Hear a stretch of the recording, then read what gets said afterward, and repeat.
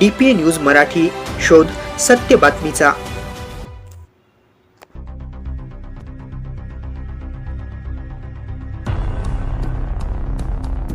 नाशिक पंचवटी येथील मुख्य अमरधाम स्मशानभूमी ज्या लोखंडी बेडवर मृतदेहावर अग्निसंस्कार केले जातात त्या शरण बेडची मोठ्या प्रमाणात दुरवस्था झाली आहे।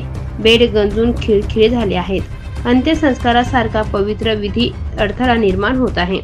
शास्त्रानुसार मृतदेहाला अग्नी देणे हा 16वा संस्कार असून तो मोक्ष प्राप्तीसाठी आवश्यक मानला जातो। मात्र बेड तुटलेल्या वाकलेल्या अवस्थेत असल्याने नातेवाईकांना विधी करताना अडचणी येत आहेत। अंतिम संस्कार सन्मानाने पार पाडावेत अशी प्रत्येकाची श्रद्धा असते, पण येथील परिसराची दुरवस्था पाहून मनाला वेदना होतात, असे मृतदेहावर अंतिम संस्कार करायला आलेले नातेवाईक म्हणाले।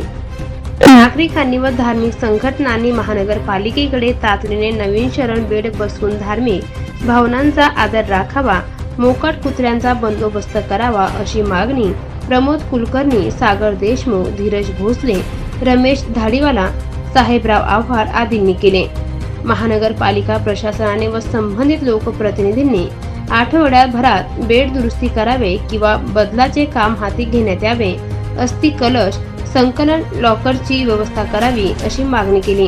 प्रमोद कुलकर्णी सामाजिक कार्यकर्ते यांनी केली आहे। DPA न्यूज साठी प्रतिनिधी पोपटराव देवरे, नाशिक। ताज्या घडामोडी व अपडेट जाणून घेण्यासाठी आताच DPA न्यूज चॅनलला सबस्क्राईब करा आणि बेल आयकॉन क्लिक करायला विसरू नका।